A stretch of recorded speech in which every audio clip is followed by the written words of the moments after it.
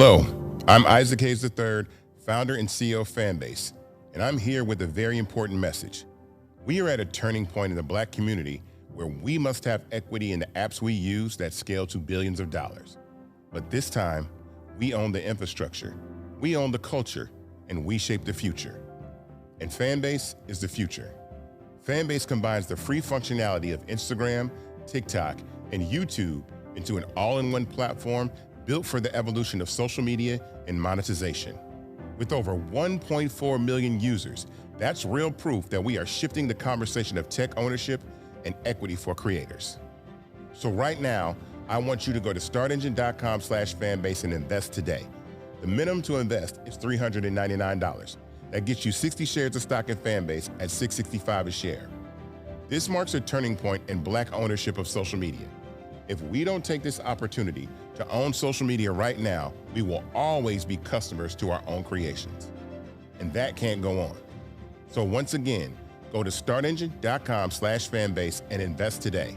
We must own the platforms where our voices live, our stories matter, and where our culture drives the world. Thank you.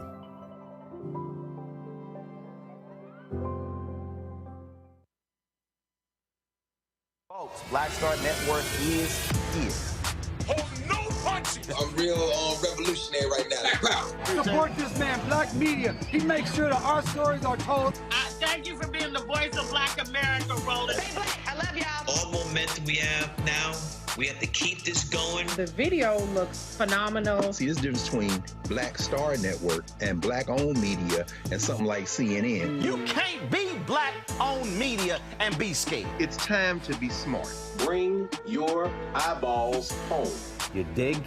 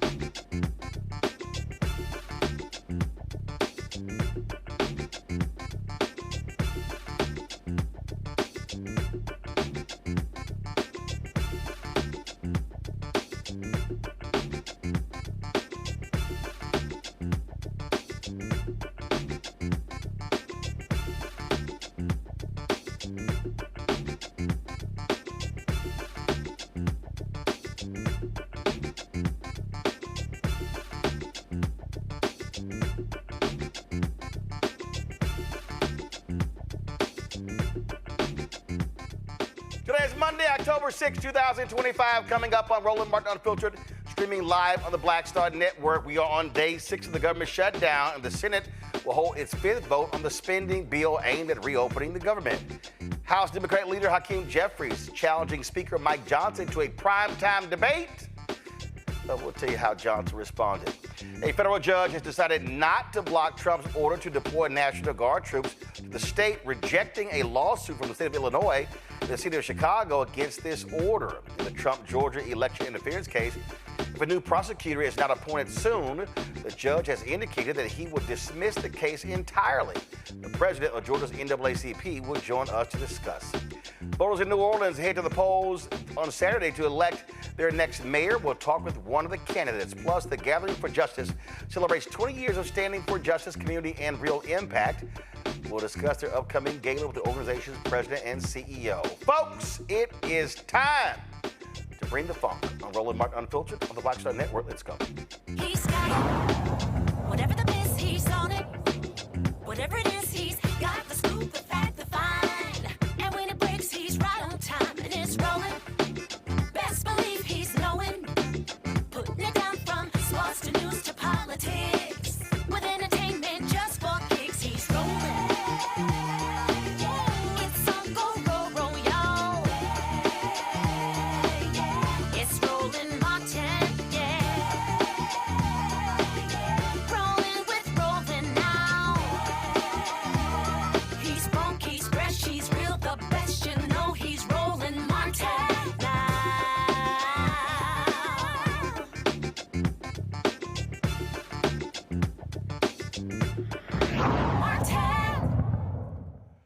Folks, the Senate, this is a live look at the United States Senate, where they will be holding their fifth vote on a funding bill to keep the government open, or actually end the government shutdown. Senate Minority Leader Chuck Schumer says the only way out of this shutdown is through a meeting between Republican and Democratic congressional leaders and the twice impeached, criminally convicted felon-in-chief Donald Trump. Earlier today, Democratic House Leader Hakeem Jeffries sent a letter to House Speaker Mike Johnson challenging him to a primetime debate over the shutdown. Dear Johnson, dear Speaker Johnson, I'd like to challenge you to a debate on the floor of the House of Representatives any day this week in prime time, broadcast live to the American people. Democrats have been clear and consistent in our position.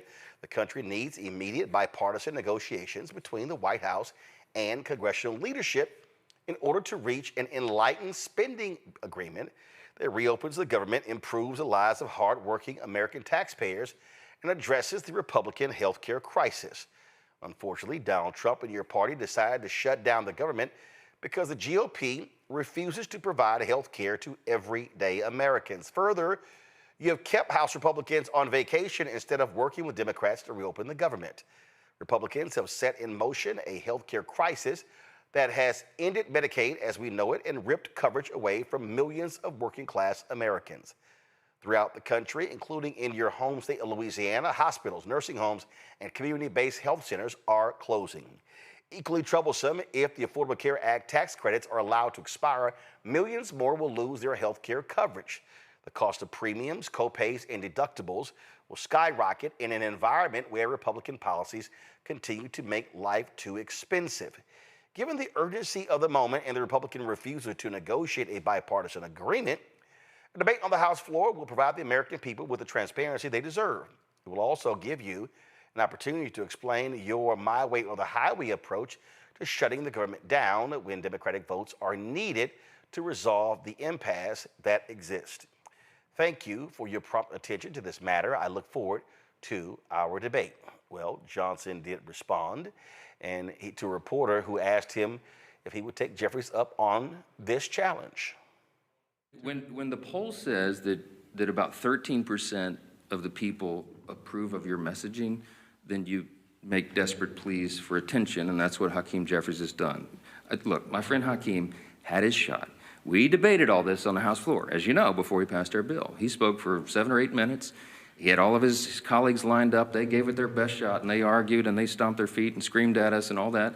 And still, we passed the bill in bipartisan fashion and sent it over to the Senate. The House has done its job. I'm not going to let Hakeem try to pretend for these theatrics.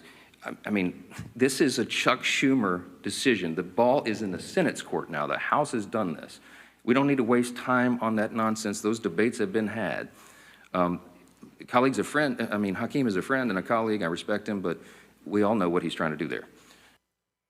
Well, folks, guess what? CBS, YouGov, they've got a new poll that speaks to how it's being handled. So 32% approve of Trump, 52% disapprove, 16% not sure. Congressional Republicans, 28 approve, disapprove 52%, not sure 20%. Congressional Democrats, 27% approve, 49% disapprove, not sure 24%. So the disapprove category, actually Democrats are lower. than Republicans, but also in the approved category, they're also lower. They have higher not sure remarks. Now, concern about the government economy, the effect on the shutdown. 49% say they are very concerned. 31% say somewhat concerned. 20% not concerned. Are their positions worth a government shutdown?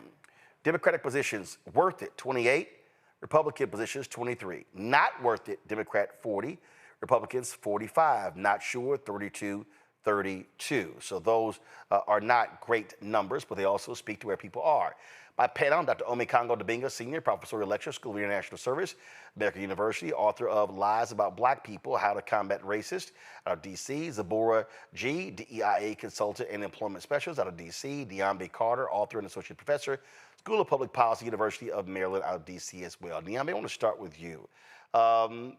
There's a lot of polling here, but the reality is Republicans have been trying desperately to say Democrats own this, but the public polling shows that people are blaming Republicans for this shutdown. Now we're seeing that Trump is signaling he will sit down with Democrats to discuss this. They know they're being hurt by this. Mm-hmm. Oh, absolutely. And I think the things that they're going after, like the Affordable Care Act, are quite popular, more popular than any of them are, quite frankly, in their job. So, look, I think this is going to be one of those cases where we won't quite know where the public is going to go on this. We're in the second week, but if this is like 2018, where you have a 35-day shutdown, I think we will see some very different numbers. I think right now people haven't quite felt the pinch, but we know that recipients of SNAP and WIC are going to feel that pinch very soon.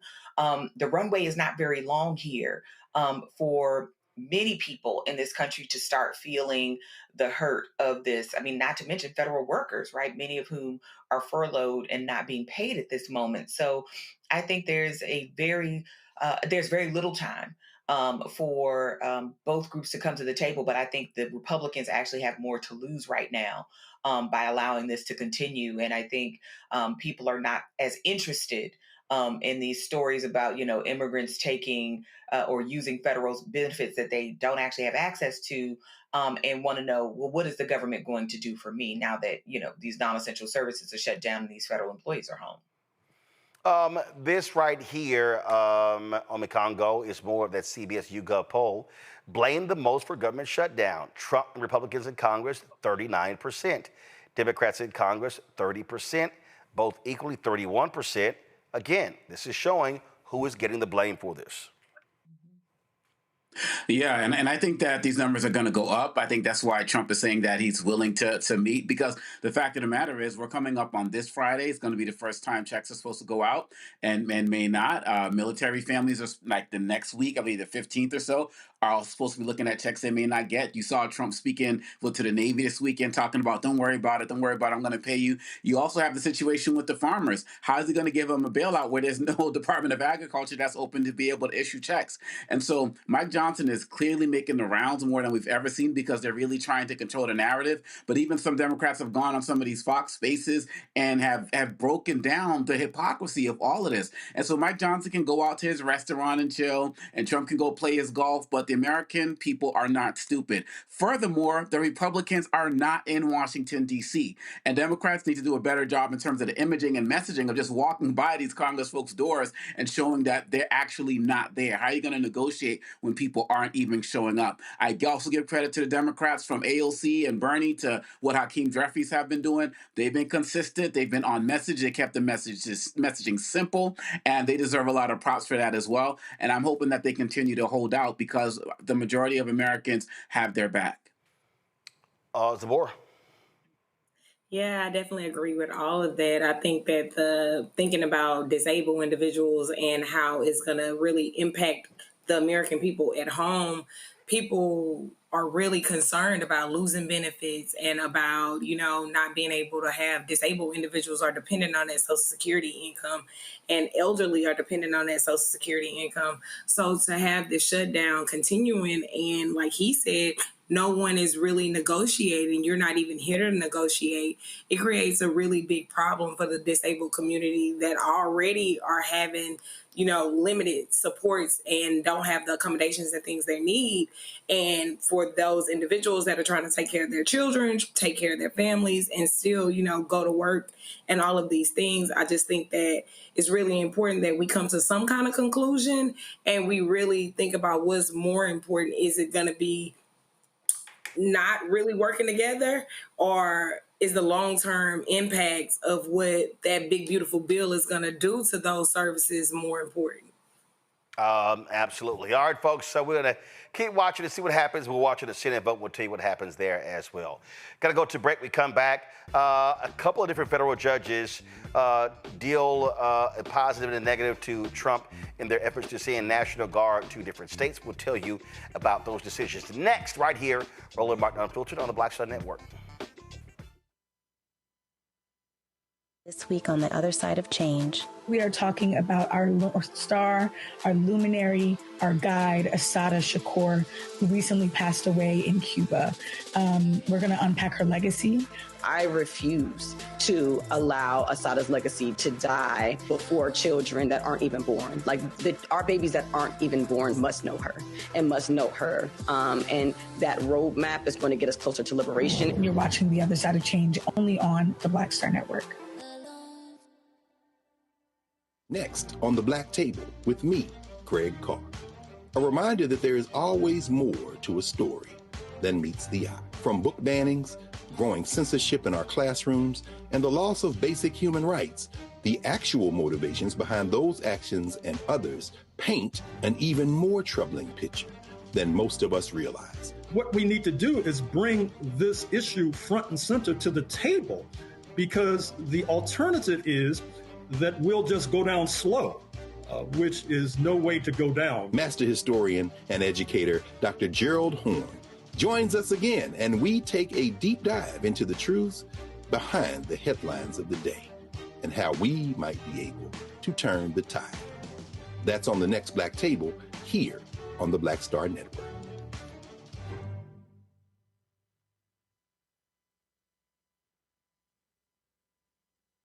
I got it. Come to me. Melanie Campbell, on Black Civic Participation and Black Women's Roundtable. And we are watching Roland Martin Unfiltered all day, every day, 24/7. Spread the word. Folks, a couple of different federal judges have ruled regarding troops going to different states. First and foremost, a federal judge has ruled that Donald Trump cannot send federal troops from California to Portland, Oregon. Of course, California Governor Gavin Newsom also said he will sue the Trump administration after they federalized 300 California National Guard troops. Now, here's what's crazy, y'all. Trump, they're trying to claim that, oh my God, Portland, Oregon is just out of control. It's crazy. But here's the problem. That's not what the people in Portland are saying. So he's sitting here claiming that, Portland is just crazy. It's just unbelievable. It's just out of control. Well, the police chief is like, no, it's not. In fact, I'm trying to find, this was a soundbite last week where the police chief addressed it. And this was actually, this is one of the bites right here. Y'all gonna trip out. The chief said, it's one block. What are y'all talking about? All right, listen to this. Is there a myth or a misconception since this news broke that you're like, oh, I just wish people understood this? Yeah, I mean, the fact of the matter is, and it's been highlighted so many times so well, but I just want to emphasize, this is one city block. City of Portland is about 145 square miles. This is one city block. And even the events that are happening down there do not rise to the level of attention that they are receiving. We are seeing this true for our society in whole. I'm not going to try and editorialize too much, but these, 30-second, 20-second, 15-second clips clips that are brought in from months ago or maybe even years ago. We've seen Portland portrayed through the events of the lens of 20 and 21. And what's actually happening in the response that we're seeing both from Portlanders and from the Portland Police Bureau is not in line with that national narrative. And it is frustrating, but we're going to continue. I mean, that's the police chief, y'all. So who should you believe? Lying-ass Trump, lying-ass Stephen Miller. Who should you believe? Now, there was a battle back and forth today between CNN's Caitlin Collins and the chief liar-in-chief, that is Carolyn Levitt, Trump's spokesperson. So listen to this back and forth. A federal judge over the weekend that the president had appointed to the bench in his first term in office basically argued that he could not deploy other states' National Guards to Portland, basically said that it was untethered, his argument, to what is actually happening on the ground. Which local officials in Portland have said that the National Guard is needed there, if any? With all due respect to that judge, I think her opinion is untethered in reality and in the law. The president is using his authority as commander-in-chief, U.S. Code 12406, which clearly states that the president has the right to call up the National Guard in cases where he deems it's appropriate. And if you look at what has happened in Portland, Oregon, for more than 100 nights, I was talking to our law enforcement team about it this morning, for more than 100 days, night after night after night, the ICE facility has been really under siege by these anarchists outside. They have been disrespecting law enforcement. They've been inciting violence. We saw, again, a guillotine rolled out in front of this federal building. And so the president wants to ensure that our federal buildings and our assets are protected. And that's exactly what he's trying to do. And ultimately, in the case in Los Angeles, that judge ruled, in the Ninth Circuit, that panel of judges ruled that those troops could remain and that the president was well within his authority to do so. So we are appealing that decision. As you know, we expect a hearing on it pretty quickly, and we're very confident in the president's legal authority to do this, and we're very confident we will win on the merits of the law. But no local officials that you can point to that have said we need the National Guard? Because I spoke to the police chief of Portland last week. He said that the president's claims just don't match up with what's happening on the ground. I would encourage you as a reporter to go on the ground and to take a look at it for yourself, because there's been many members of the press, not press in this room, but independent journalists, some of whom we'll be inviting to the White House very soon to share their stories, because they have been in the middle of these riots and they have witnessed the anarchy that is taking place night after night. It's on video. You should play it on your show. You have a great opportunity on primetime on CNN to show your audience. Yeah, but you're probably talking to partisan Democrat officials who are opposed to everything this president does. You should also ask the people who live in Portland. We've actually heard from many members of the community who have said that this is complete civil disobedience. It's a mess. It's been loud. It's been troubling for neighbors in the community who are just trying to live peacefully. And these people are not there to peacefully protest. They are there to cause mayhem and havoc. Okay, so that's the BS they're peddling. Well, guess what? Nicholas Kristof, who was with the New York Times, actually went to Oregon, posted a video, and I thought it was pretty hilarious, this video that he posted. All right, y'all, check this out.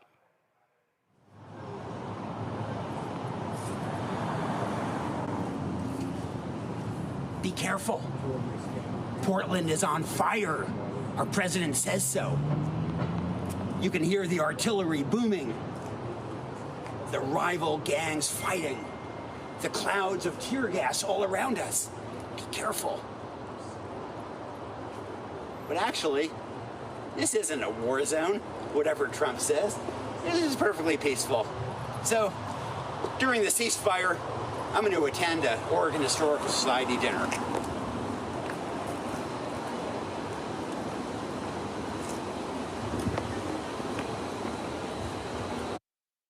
Now, of course, that's Oregon.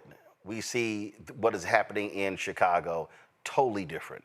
We have seen vicious efforts by ICE there, rappelling down from Black Hawk helicopters against this one particular building. I mean, zip ties of grown people, have dressed folks, children as well. A 2-year-old child. Really? Zip-tied? I mean, it makes no sense whatsoever.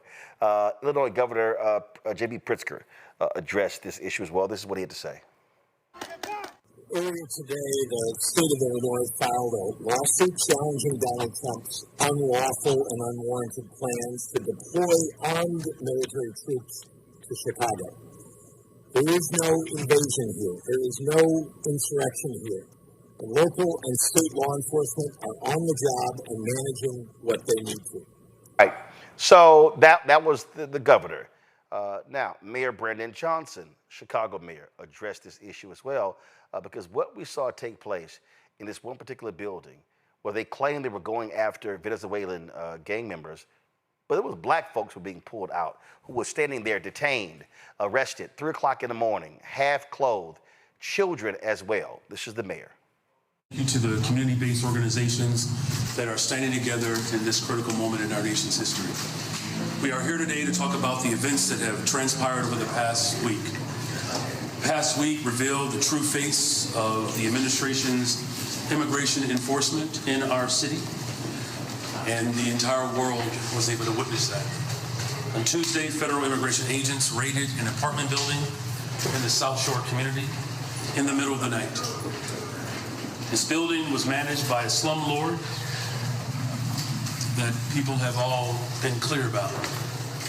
The city actually sued the owner in February over 15 building code violations. The residents were dealing with deplorable conditions already. This was before ICE trampled. But when they came in the middle of the night, they terrorized the families that were living there. There were children who were without clothing, they were zip-tied, taken outside at 3 o'clock in the morning. A senior resident, an American citizen, with no warrants, was taken outside and handcuffed for 3 hours. Doors were blown off their hinges, walls were broken through, immigration agents coming from Black Hawk helicopters to set up snipers on nearby buildings. This is America. One resident described the situation plainly, and I quote, "They had immigrants in one van and black people in another van." This raid wasn't about public safety. It was about and it's certainly not about immigration. This was about a show of authoritarianism, a forceful display of tyranny. They sent a clear message to all Chicagoans. They said, "We do not respect your rights. We can do anything we want and we will film it and put it on social media." The very next day, ICE agents chased people outside of a homeless shelter on the south side and then caused a car accident on the west side. Immigration agents put a young black man in a chokehold on the side of the street in East Garfield Park. Witnesses, one of which you will hear from this morning, bravely filmed the interaction, eventually leading to this person's release. On Friday, agents dispersed tear gas in the middle of a busy city street. Chicagoans were hit with chemical agents while walking their children home from school. A couple ran from tear gas with a 2-year-old child in their care. Agents went into the Humboldt Park Health Center and detained a sitting elected official, Alder Jessie Fuentes, of the 26th Ward, because she simply requested to see a warrant.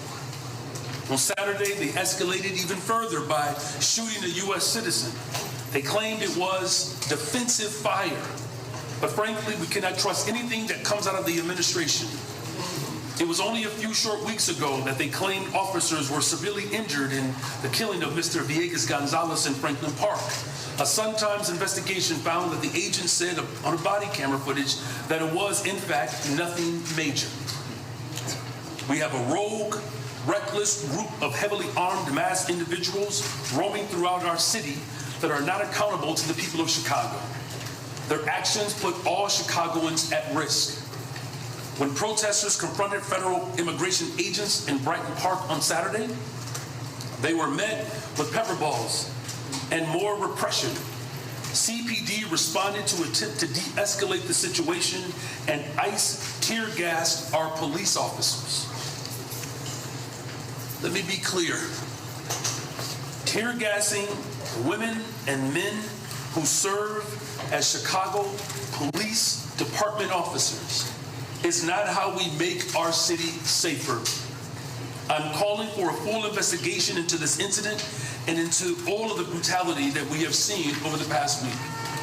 They are taking police resources that should be in our neighborhoods, serving Chicagoans and diverting them to deal with the chaos that they are causing.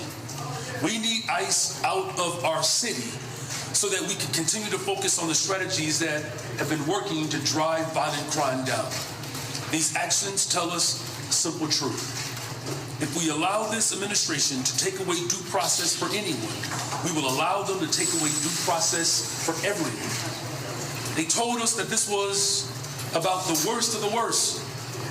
In reality, they are going after anyone who objects to families being ripped apart and community members being disappeared. ICE lies and people die. We cannot allow this to continue. We must take action more drastic than what we have taken before, because what we are seeing is a more radical attempt to undermine our democracy. And today, we are signing an executive order aimed at reining in this out-of-control administration. The order establishes ICE-free zones. That means that city property and unwilling private businesses will no longer serve as staging grounds for these raids.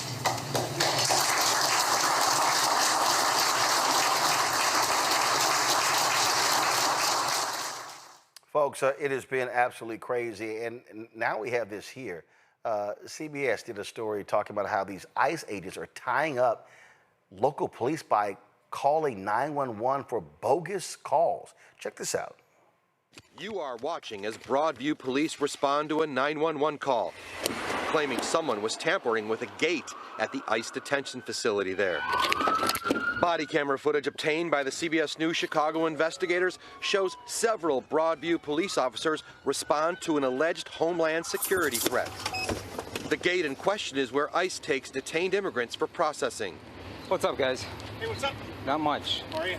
Good. We got a call of subjects trying to climb over the fence or something. No, not since we've been here. But when police arrive, all they find is two people and a camera. Our CBS photographer filming the exterior of the building with a CBS security guard by his side. Okay, you guys didn't tamper with any of the... No, man. The 911 call claiming someone was tampering with the gate came from an ICE agent. According to this incident report, an ICE agent called police for help.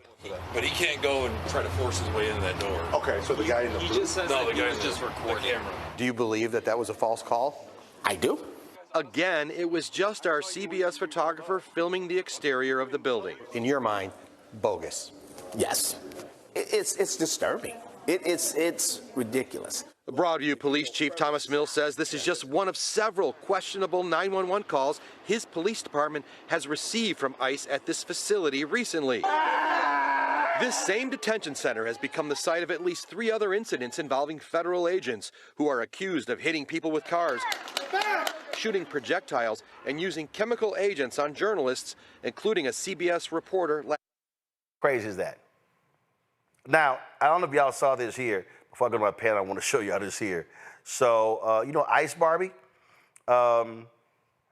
Ice Barbie was in Broadview, okay? And she actually tried to go to a city facility because she wanted to use the restroom. And they were like, nah, we're good. And so, you know, so she was whining, complaining on the right-wing show, Benny Johnson, you know, the dude who got all that money from Russia. So, y'all, check this out. Can we use your restroom? No, you cannot. We can? Please don't close the door. Please don't close the door. Okay, all right, thank you. Interesting. That's what Governor Pritzker says is cooperation in keeping people safe.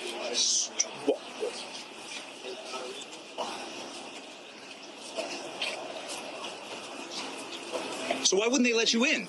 What's been going on here? What's been going on here, Secretary? We were coming to go out and do some operations to pick up some guys with criminal convictions on them, and the city police wouldn't even let us use a restroom. And you were just blocked by a worker here for the city? A worker at the municipal building here in Broadmoor would not allow us to go in and to use a restroom at the police station. So as much as these local leaders and governors talk about cooperating and having the backs of our law enforcement officers, this is what we have to put up with every single day. And all we're doing is getting criminals, terrorists, and cartels and gang members off the streets to make families safer here. It's ridiculous. I mean, is impeding law enforcement? I mean, this is a real problem around This is here. a real problem. I'm so proud of our officers that deal with this every single day. They know that America's got their backs, but what they face here every day is real prosecution. Incredible. Yeah. Incredible. First of all, Omekongo, she lying. Your ass going to the bathroom is not blocking us from doing work. But here's what she wants to deny. These the police chief of Broadview say he has never been spoken to the way he was by these ICE agents. They have disrespected local police, and then they want them to reciprocate? Oh, hell no.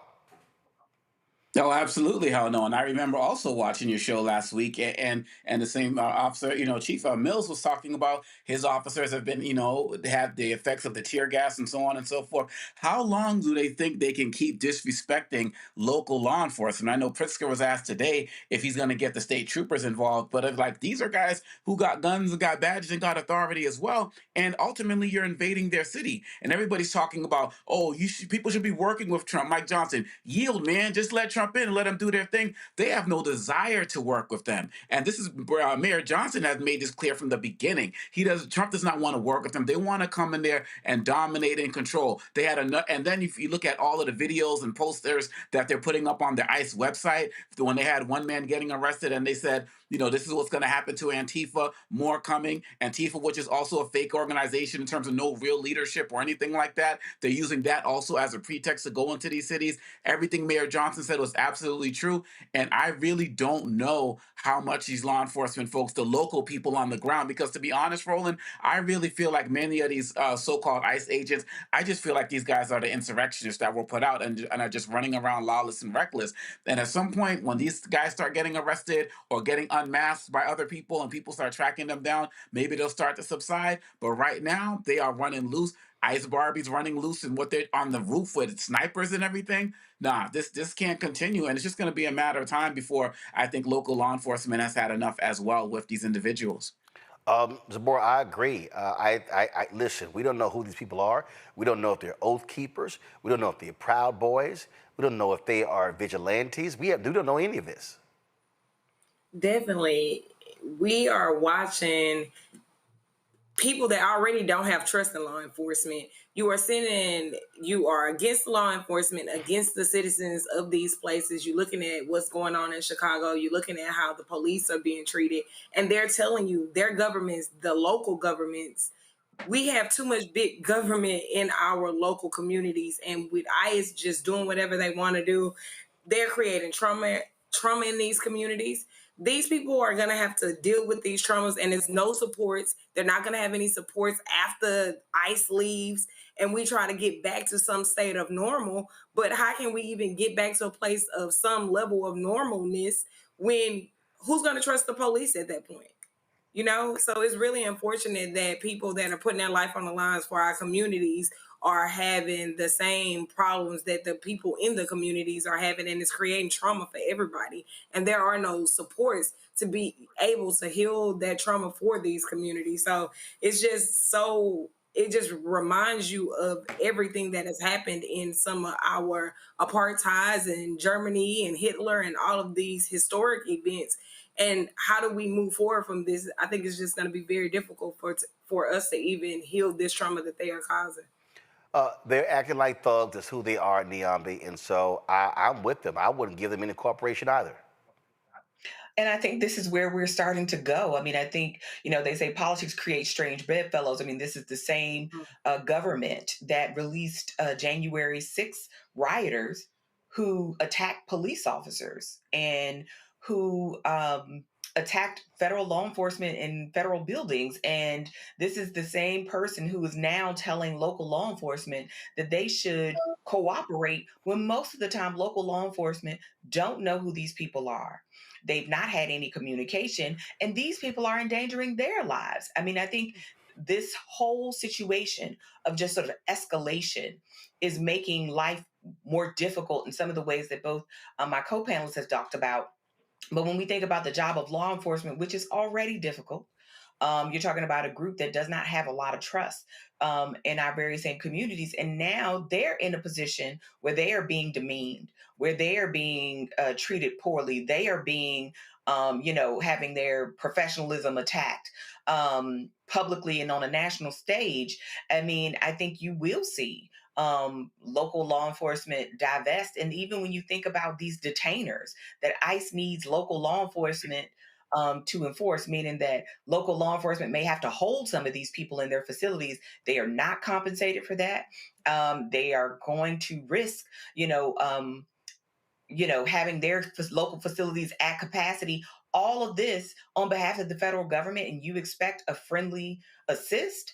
I don't think that's going to be forthcoming. And this government somehow just does not seem to get that message. They keep making enemies out of everyone. And in a minute, you're going to create a lot of friends out of people who have very different perspectives on lots of things, but are unified in their idea and their sense and their rightful belief that this government is dangerous and out of control. Folks, quick break. We come back. Will we see the end of the Georgia illegal voter case? Man, wait to tell y'all what's going on there. Don't forget to support the work that we do. Join the Bring the Funk fan club. You want to support our show? Give you a cash app. You stripe QR code. You see right here, bottom left-hand corner. PayPal, R Martin Unfiltered. Venmo's RM Unfiltered. Zelle, Roland at RolandSMartin.com. Roland at RolandMartinUnfiltered.com. Check some money order. Make it payable to Roland Martin Unfiltered. P.O. Box 57196, Washington, D.C. 2003 7-0196. Back in a moment. On A Balanced Life, parents, teachers, students, administrators, oh my, are you putting in the work, seeking to be a teacher, an associate principal, a principal, trying to elevate who you are and where you're going? Our world is changing. For veteran teachers, we have to be able to usher in students into a ever-changing, ever-evolving world. If we have this triangular effect, we will create a successful student who will be able to just thrive wherever and in any situation that they're placed in. Join us this week on A Balanced Life with Dr. Jackie here on Black Star Network. This is Tamala Mann. And this is David Mann. And you're watching Roland Martin Unfiltered. Could we be seeing the end of the Georgia voter fraud case? The judge overseeing the Georgia election interference case against the twice impeached, criminally convicted felon in chief Donald DeCon Trump, as well as others, says he will dismiss the case in less than 14 days if a new prosecutor has not been appointed to take it over. Fulton County Superior Judge Scott McAfee set the deadline in a one-paragraph order on Friday. It is the responsibility of the Prosecuting Attorneys Council of Georgia to appoint a new prosecutor for the case following the disqualification of Fulton County DA Fannie Willis from continuing the prosecution. Georgia's NAACP State President Gerald Griggs joins us right now. Now, Gerald, here's the deal. Okay, who is this council? Who are they made up of? Are they Republicans? Are they Democrats? And what the hell is taking them so long? So they're appointed by the governor. And so the governor makes a determination of who will sit on the Prosecuting Council of Georgia. And they've made the determination that they will choose who the next appointed prosecutor will be on this case. So typically they pick the prosecutors from the judicial circuits around the state. And this order by Judge Scott McAfee has put a time limit on the amount of time they have to make that appointment. And so we are very concerned. Of course, this case has dragged on for years. We want to make sure that it's fairly tried. And so we're calling on the Prosecuting Council of Georgia to appoint a duly elected district attorney from the Metro Atlanta area to oversee this case and to complete the case based on the will of the people. So how long ago was it that the Supreme Court ruled that Fannie Willis was disqualified from the case? Last month, about 2.5 weeks ago, the Supreme Court ruled that she was disqualified.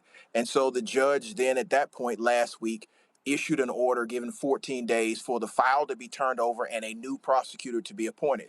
And subsequently, Pete Scandalakis, who's the head of the Prosecuting Council of Georgia, filed a filing on Monday today stating that he has not received the file from the Fulton County District Attorney's Office and asked for another 90 days to get up to speed and to appoint it to a duly elected prosecutor in the state of Georgia. So, okay. And does this council meet? Do they, I mean, like, what the hell's taking so long? You would think they would already had somebody's name in the back pocket, knowing full well it was likely she was going to get disqualified. Well, that would be my hope. And typically they do have conflict counsel, conflict district attorneys that are willing to take this case. But this is a very, very big case. And so I would have hoped they would have been prepared for this ruling one way or the other. But it appears that they were not ready to appoint someone. And the judge is trying to move this case down the field. So what we want people to understand is if the case is in fact dismissed, in the state of Georgia, you still have 6 months from the date of the dismissal to reactivate the prosecution. But we are concerned that the will of Fulton County residents, because again, the indictment was returned by Fulton County citizens who voted for an indictment, and the defense is entitled to due process and a fair opportunity for the case to be heard by citizens on a trial jury. So all we're asking for is the process to play its way out and not for a legal technicality to end this case. Absolutely crazy. What are folks there saying, and what kind of pressure to be put on this council? I mean, they could just sit on this.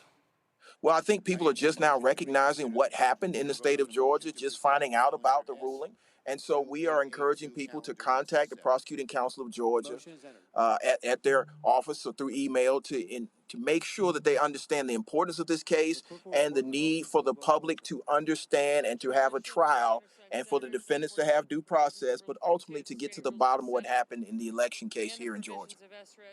All right, then. Gerald Griggs, we surely appreciate it, man. Thanks a lot. Appreciate you. Folks, this is one of the things, that, again, that we really have to focus on, pay attention to. And, yeah, you know, I've said it over and over again, and you know, I got people, Zabora, who got mad at me, but I'm sorry. Finally, Willis screwed this up.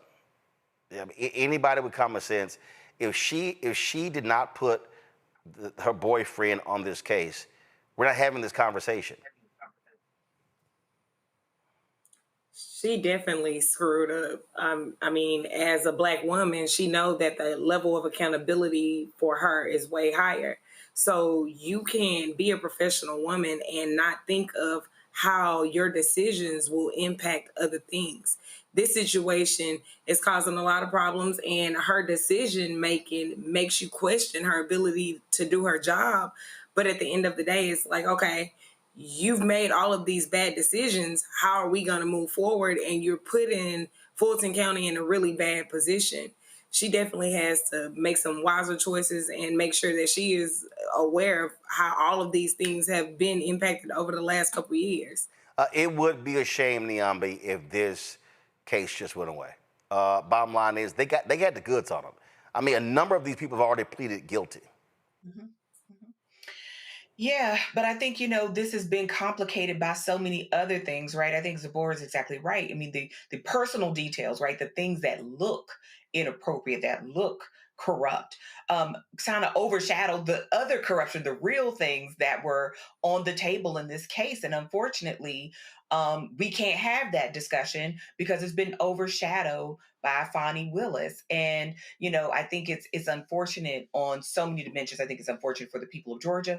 It's unfortunate for our democracy, but it is also unfortunate because you do have this person here who, by all metrics, right, is sort of good at her job, but has been not so good in separating the personal from the professional. And, you know, now we can't have the most important conversation we need to have because we're talking about ethical lapses and professional miscalculation and misjudgment here. Yeah, I'm a Congo, and it's just, again, this case could have actually gone to trial had it not been sidetracked by all of this stuff. Yeah, and we're just another example of where Trump is not going to see the inside of a courtroom for trying to overturn the election. All of the other cases were other issues, and here we are right now. And I disagree with our guest. I'm from NAACP that, this isn't working the way it's supposed to. I think it's working exactly how it's supposed to. I think they want to slow walk this and they want it to go away. I think this is their plan all along. And this is another botched opportunity to get this man. I mean, so many dominoes had to fall in place for Trump to be able to get elected again. We have this situation, Merrick Garland waiting like over a year and a half or however long, slow walking these things. But yet here we are. With Trump, you got to dot every I and cross every T. And that was not done in this case. And now they are going to make this case go away. And so this man, so many people are aiding him in his process to become an authoritarian. And this is just another step in that process. I'm sitting here looking, yes, y'all, some of this stuff, and I got to talk about these tariffs. And if I hear another crying-ass Republican over these tariffs, and they're just, oh, my God, what are we going to do? This here was a CBS piece of one of these guys in Iowa. And see, this is what I really wish these media people would do. Stop interviewing these farmers and not ask them who they voted for. They should be asking them, hey, who did you vote for during the election? All right, so here's one of these farmers complaining about tariffs and how they're losing their money.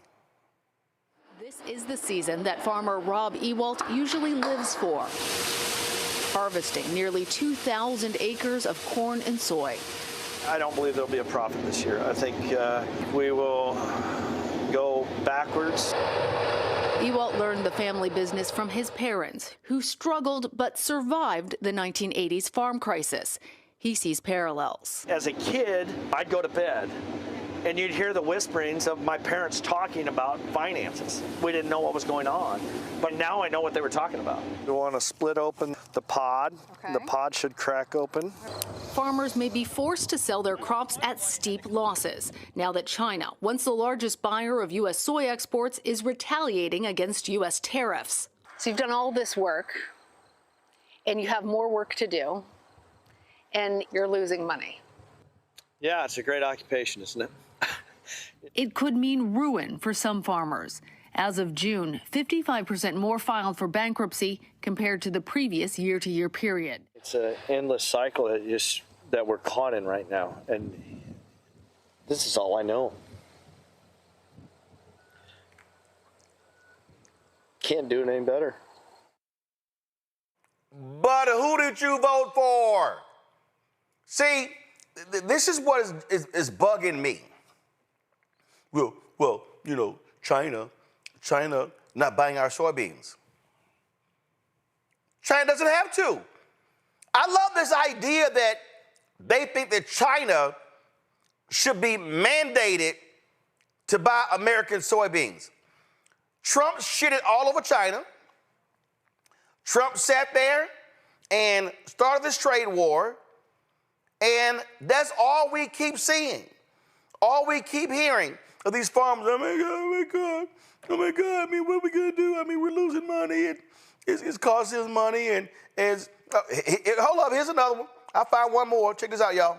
Northeast Ohio farmers like Portage County's Chuck Sayre, and you'll learn that there are two W's over which they have no control. Weather. We got a little dry in August, but weather-wise, we're still pretty good. And Washington. In the mood I'm in right now and how we see things, I'm glad the government shut down. I wish they would get out of the way. It's a frustration born out of a trade war with China, America's biggest buyer of soybeans, that began in 2018 when farmers like Sayre felt the initial hit. From 2013, our income is down over 50%. Though China cut back, they were still buying American soybeans. In this latest trade war, the China market has essentially been shut down. China has stopped purchases of soybeans, and this is a huge impact for our farmers because this is the biggest export economy for a lot of farmers, throughout the Midwest, especially in Ohio. That's driven down the price of soybeans, which means for farmers like Sayre, a loss on every seed that was planted this year. Every acre of soybean we grow this year, right now, we're losing $300 per acre. So over our little 1,000-acre farm of soybeans, that's $300,000 worth of loss. Dion B, they voted. Iowa, red state, voted Trump. Wisconsin, Trump. Michigan, Trump. Pennsylvania, Trump. Nebraska, Trump. Kansas, Trump. Missouri, Trump. I'm sorry. Y'all voted for this. See, I love this. And the crazy thing, Yami, he did this shit last time. They got screwed last time.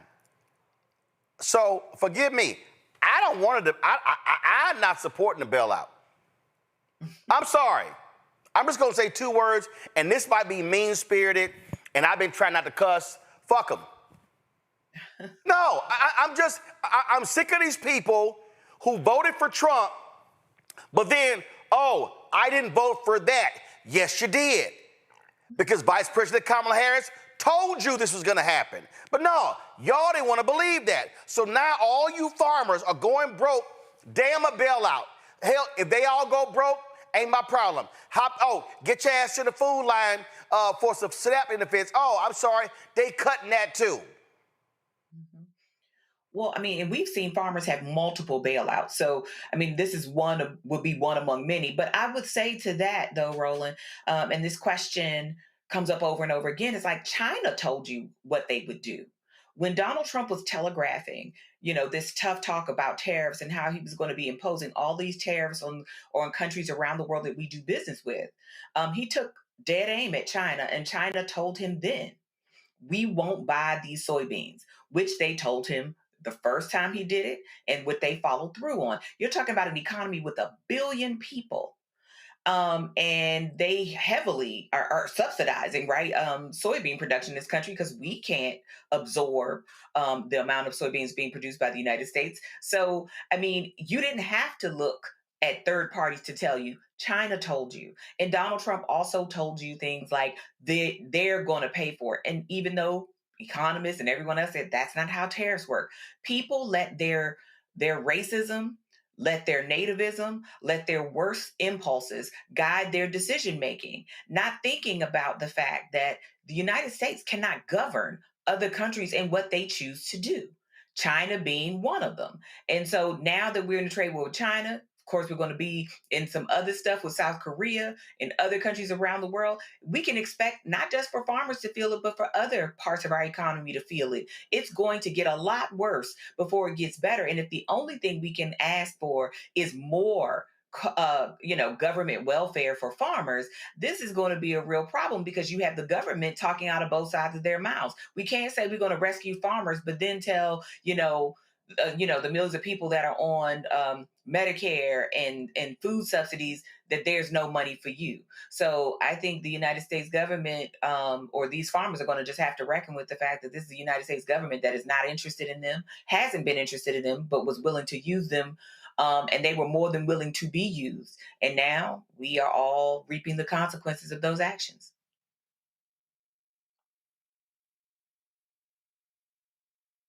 I don't feel for any of them. Look, I love this here. 1/3 of Arkansas farmers are projected to go bankrupt by next year due to Trump's tariffs. They're now begging him for more money to survive. In 2024, Arkansas voted for Trump over Harris, 64%, 33%. I'm sorry, I don't give a shit about them going bankrupt, Zabora. I don't care. They voted for this. They knew this was going to happen. So guess what?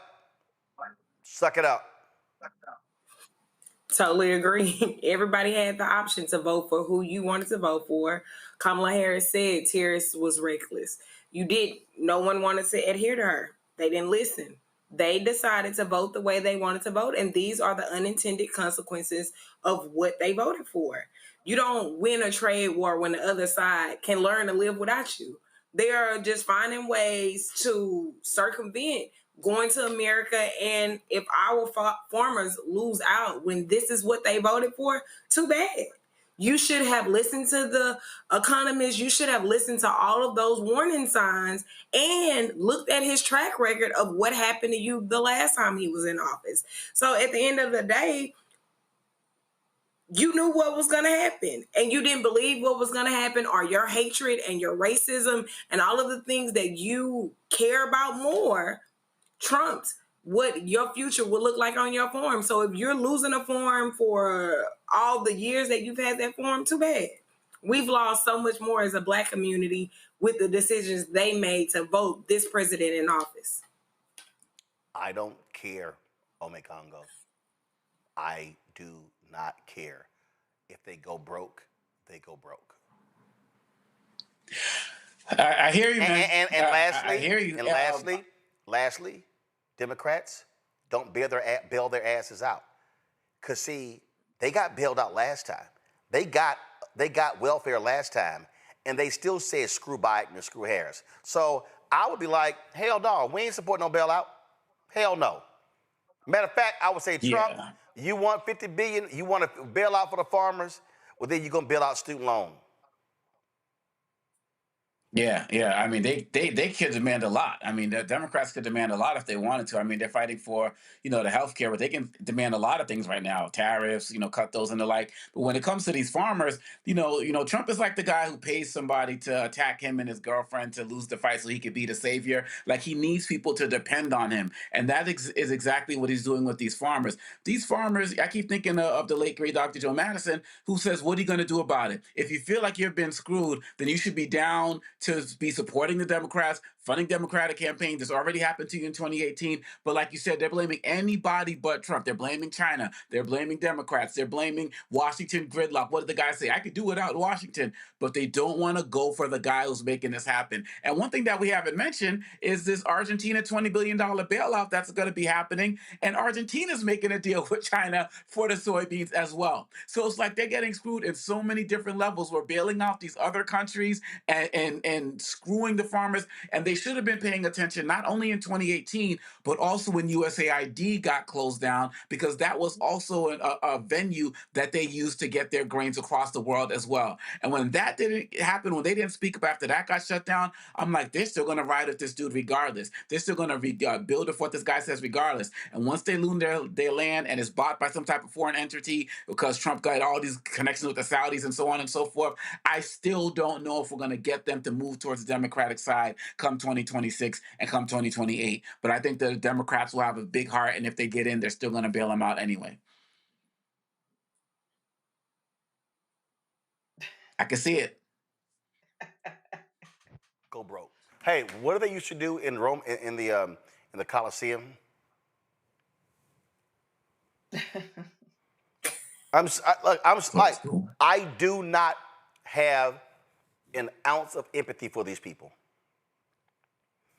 I cannot feel bad for somebody who voted for a person who made it clear he was going to launch tariffs, and it screwed you last time, and then you're shocked you got screwed.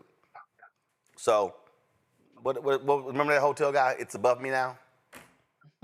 It's above me now. I do not support welfare, a subsidy, a bailout, whatever you want to call it, for these farmers. And matter of fact, since we're going to do that, I only support a bailout for farmers in blue states.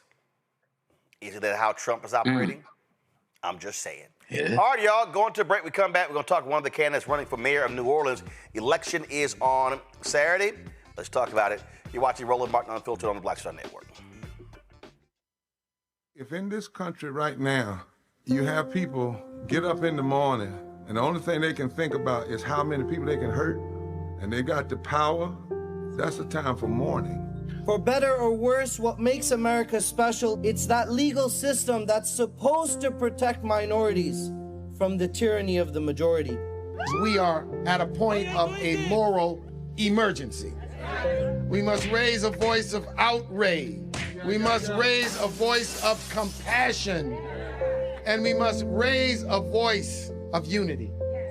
We are not in a crisis of party versus party. We are in a crisis of civilization, a human rights crisis, and a crisis of democracy itself. And guess what? You've been chosen to make sure that those that would destroy, those that would hate, don't have the final say, and they don't ultimately win. Michael McMillan, President and CEO of the Urban League of Metropolitan St. Louis, and you are watching Roland Martin Unfiltered. Folks, on Saturday, voters in New Orleans will elect their next mayor. 3 frontrunners have emerged from a crowded field of 11 candidates vying for the position. Louisiana State Senator Russ Duplessis, City Council Vice President Helena Marino, and City Council Member Oliver Thomas. They're competing to replace Mayor LaToya Cantrell, who is term limited and will leave office in January. Cantrell is currently facing federal corruption charges. New Orleans City Council Member Oliver Thomas joins us right now. Councilman Thomas, glad to have you back on the show. Man, good to be back with you, Rule. A lot of folks have been voting early. Black turnout is high as well. Most important, your top 3 priorities if you're elected mayor of New Orleans. Well, first of all, to make sure that this little crime surge we have right now is stymied and we can have a safe community. And then the delivery of city services has really kind of fallen apart. People really want and expect that if they're going to pay their taxes, if they're going to pay the city, that they should get their services on time. And then the last thing is, how do we come together to protect this community? We've been under siege, we see, by threats, outside threats from the federal government, as well as we need to have a better relationship with our state. Our state needs to be more partner than predator. But those are 3 things, along with having some of the most qualified people to run those departments. I'm going to be looking at those areas. One of the things that jumps out, obviously, economic revitalization. You're still trying to recover, frankly, from Katrina. Businesses left, people left, rebuilding your housing infrastructure. What's your plan for that? Well, Louisiana's a losing population. The metro region is a losing population. But the crazy thing is that we attract people. We punch way above our weight when you talk about tourism. We're one of the most visited places in the world per capita. We need to build on that. I have a plan for 10,000 houses, bring together housing experts. Let's use a lot of nonprofits that were successful in the past. Let's take a look at how we reprogram CBDG funds for soft seconds.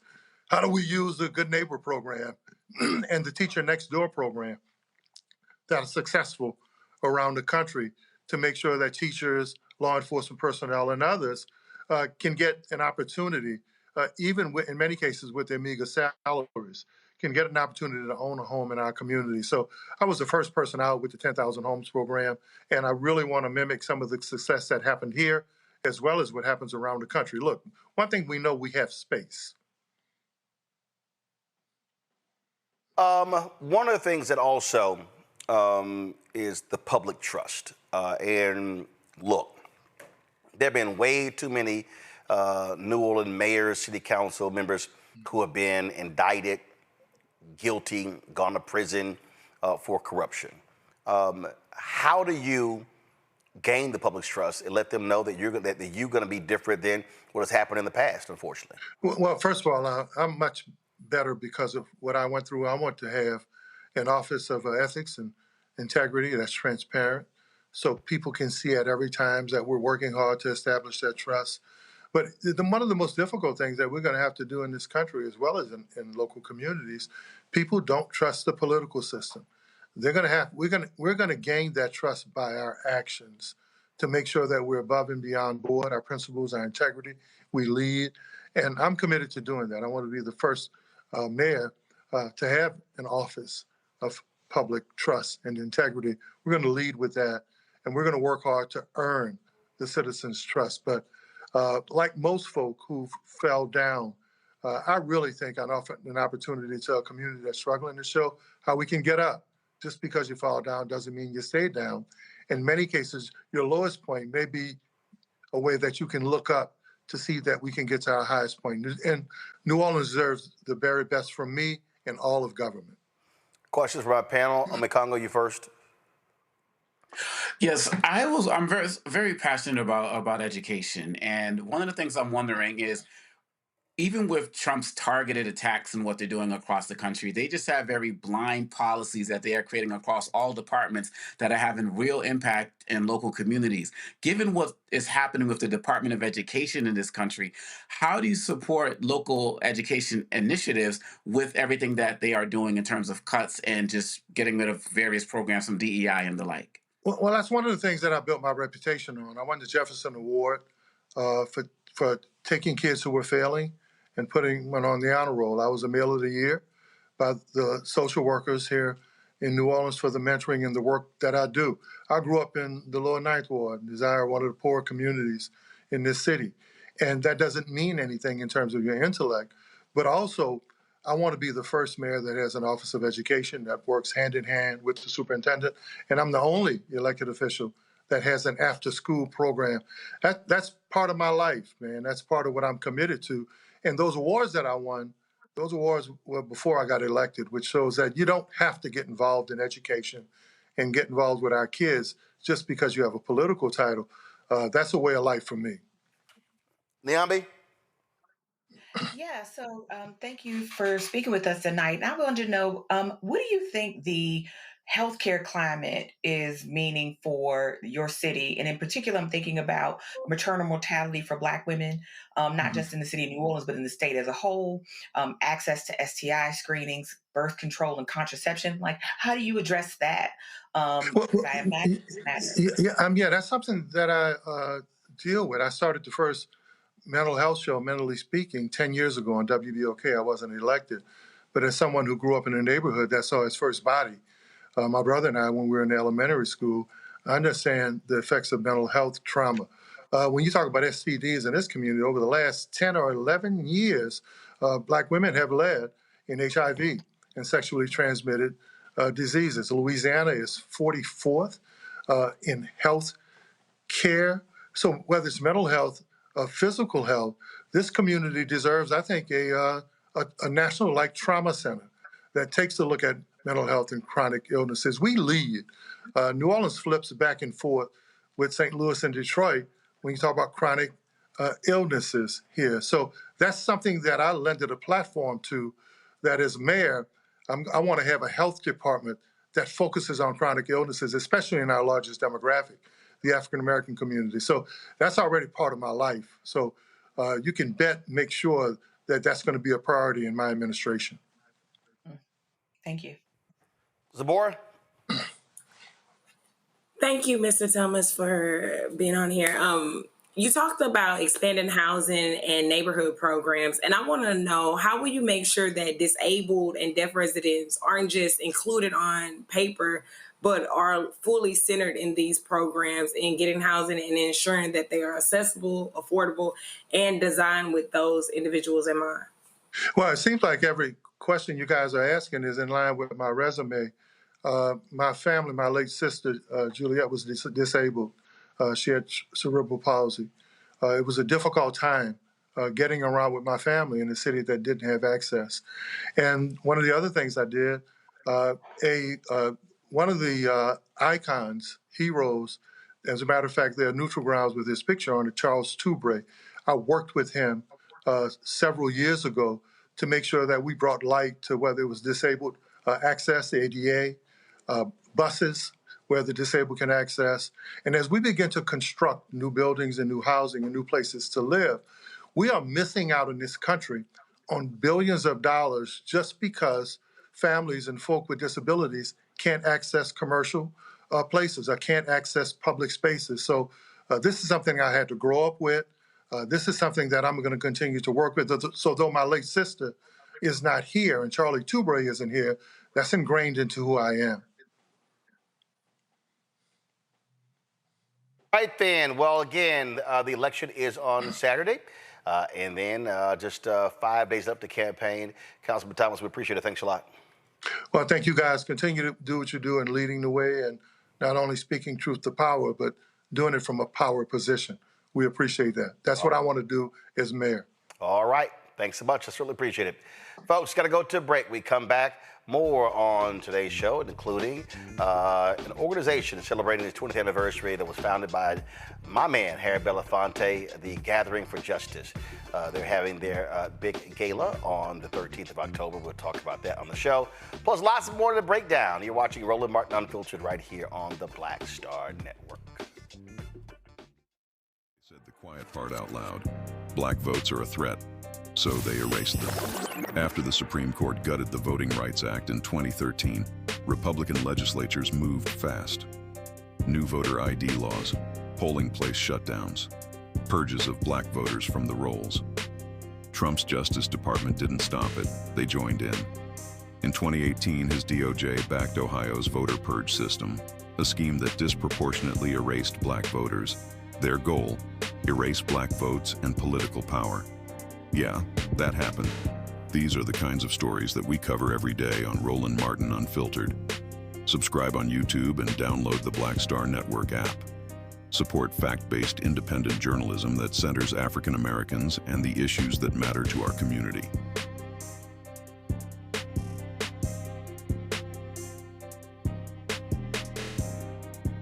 Hatred on the streets, a horrific scene, a white nationalist rally that descended into deadly violence.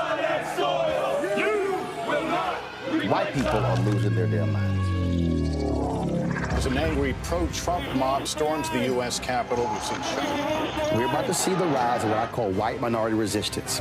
We have seen white folks in this country who simply cannot tolerate black folks voting. I think what we're seeing is the inevitable result of violent denial. This is part of American history. Every time that people of color have made progress, whether real or symbolic, there has been what Carol Anderson at Emory University calls white rage as a backlash. This is the rise of the Proud Boys and the Boogaloo Boys. America, there's going to be more of this. Here's all the Proud Boys, guys. This country is getting increasingly racist in its behaviors and its attitudes because of the fear of white people. The fear that they're taking our jobs, they're taking our resources, they're taking our women. This is white fear.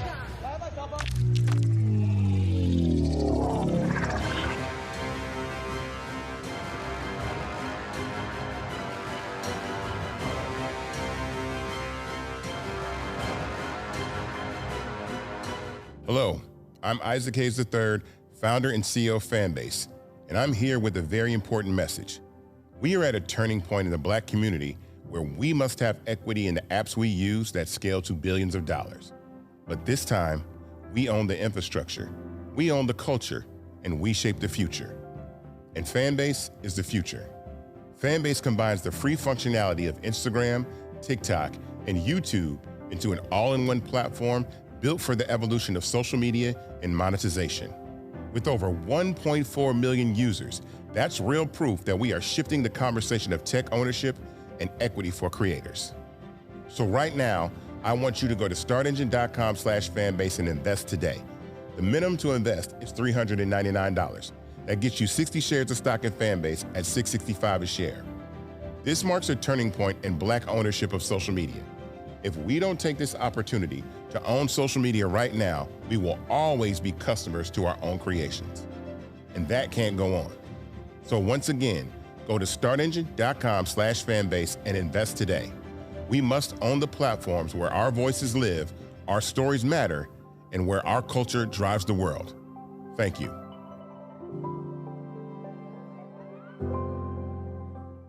Lil Thompson with winwithblackmen.org. You're watching Roland Martin Unfiltered. Folks, in Louisiana, new video evidence presented by the attorney for a deceased former LSU star, raising major concerns about the case against him. Kyron Lacey tragically died by suicide earlier this year. This was after he was charged with a vehicular homicide. Now, this footage was taken December 2024. It was reviewed by attorney Matt Ory on Louisiana's HTV10, showing Lacey's car was far behind the deadly crash in LaFourche Parish and had not even been visible at the moment of impact. The crash killed 78-year-old Herman Hall. At the time, state police claim another driver swerved to avoid Lacey, sparking the collision and leading to charges of negligent homicide in the hit and run. Well, shocking details have also surfaced. Police officers were caught on body cam footage coaching a key witness to implicate Lacey. Watch this. Look, don't worry about filling any of this top information, like your name, address. Don't worry about any of that. Just right here, if you could, I'll just have you write exactly what you saw. Just make sure to include, where you were. I don't even know what the name of that highway. It's Highway 20. Highway 20. That you just. All right, me and my wife gonna figure out right quick. Okay, just make sure you add in there that you had to slam on your brakes and the brakes, you had to slam on the brakes to avoid that charger and the brakes locked up to avoid that charger. That's. I ain't skid mark or nothing. I wasn't even gone, man. That lady in the back of me, she didn't know what was happening. That's how she called that wreck. She was running in the back of me. She pulled on the other side, and that's not in it. So, but the charger was coming right at you, correct? And that's why you had to slam on your brake, the head on with you. So yeah, just make sure you include that, and that's very important because we're trying to locate this charger right now. So look, don't worry about filling any of this stuff. The officers reportedly turned off their body cams before a statement was written by an unnamed individual. Now the Louisiana Democratic Party is demanding an independent investigation, blasting what it calls wrongful accusations and pushing for the Lacey Law, a bill aimed at stopping false reporting and holding law enforcement accountable. Now, in October 4th statement, state police said findings during the investigation showed that Lacey's reckless driving led to the crash. Quote, no one disputes that he was behind the crash scene. But Attorney General Liz Murrill released this statement today. I have been in touch with Louisiana State Police about independently reviewing all the witness statements and evidence in this case. That's what's going on here. And so the civil rights group Purpose for the People, they're calling for a full criminal and federal investigation into the officers. They have a peaceful protest planned later this month. It's going to take place on Saturday, October 25th at from noon to 2 p.m.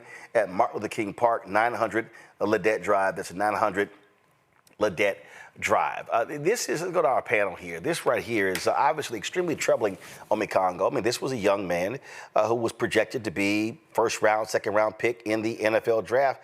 He took his life because so many people assumed that he was guilty, that he actually did this. Now his attorney is saying, no, he was not close to the scene. Well, this is incredibly tragic. You know, we spend so much attention, rightfully so, to unarmed shootings of police and serious issues like that, as of course we should. But there are also, you know, Black lives that we lose over situations like this, and we don't talk about this enough. The fact that this man this young man is gone because of how he was tormented after this in this community after police potentially lied about what this man did. It's absolutely ridiculous. And the fact that people can just go all of this time and just live their lives after destroying this man's life, even if he lived, his whole career would have been destroyed with these investigations, but he's gone. And his family has to deal with that, and our community has to deal with this. And he should be here right now, save for the potentially false accusations of these police officers. And the fact that this was not investigated beforehand just means that some people were just intent on throwing this man's life away. Maybe they thought he was too big for his britches, too popular or whatever. They were just intent on doing this. And now we have to go backwards to try to rebuild this case, which should have never happened in the first place. It's tragic, and there needs to be real consequences if more wrongdoing is found. Zabor? This is ridiculous. We are looking at how a kid's life was took. Even though he committed suicide, their decisions impacted this young man's life just being gone and his family having to grieve and go through all these things.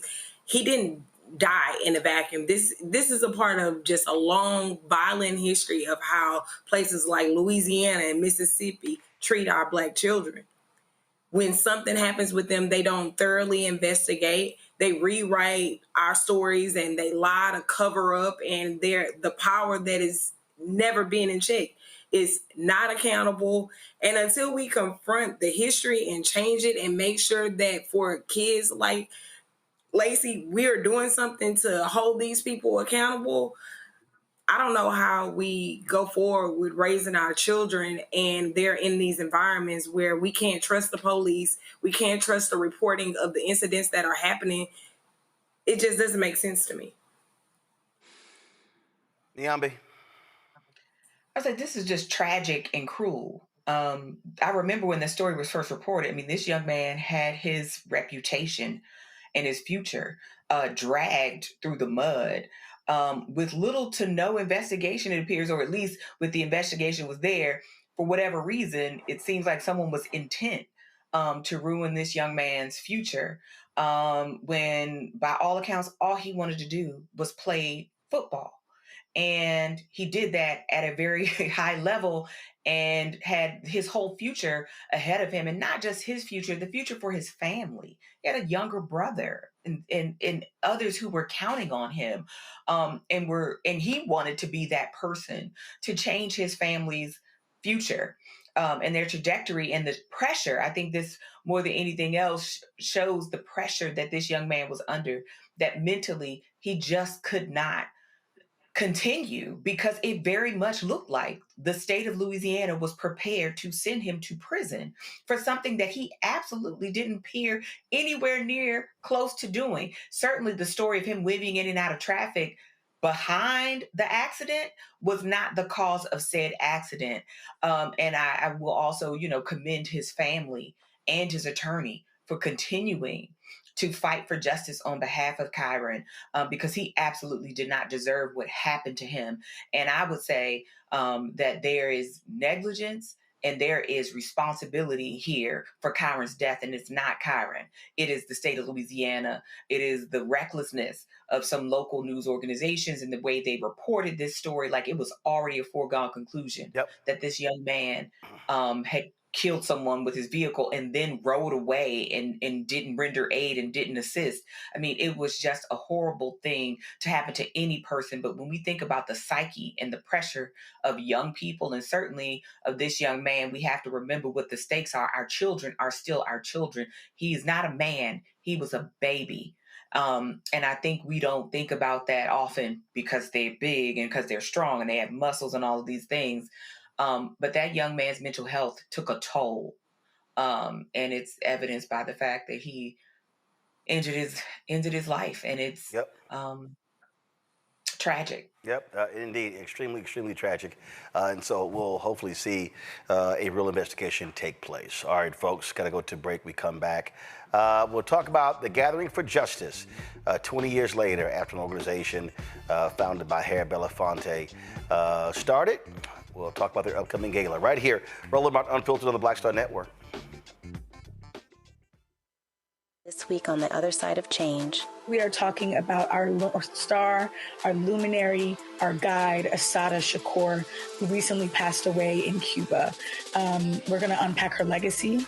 I refuse to allow Assata's legacy to die before children that aren't even born. Like our babies that aren't even born must know her and must know her. And that roadmap is going to get us closer to liberation. You're watching The Other Side of Change only on the Black Star Network.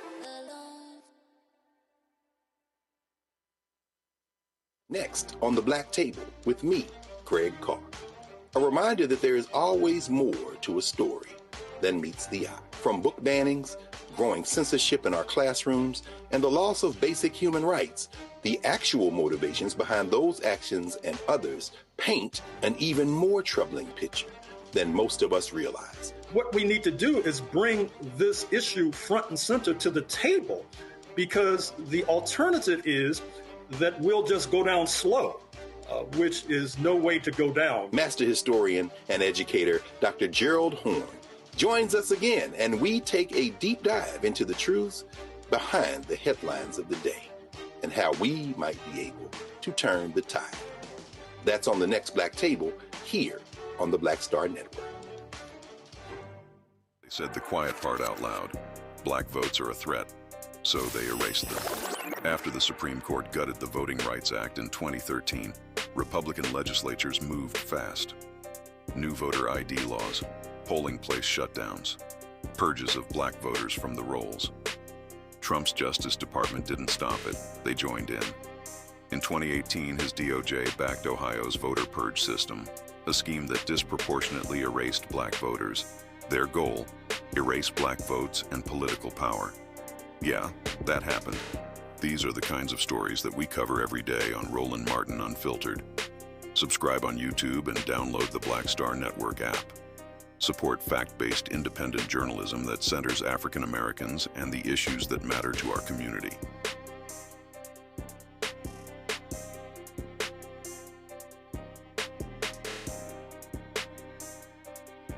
Hey, this is Motown recording artist Kim. You are watching Roland Martin Unfiltered. That boy, he always unfiltered though. I ain't never known him to be filtered. Is there another way to experience Roland Martin than to be unfiltered? Of course he's unfiltered. Would you expect anything less? Watch what happens next.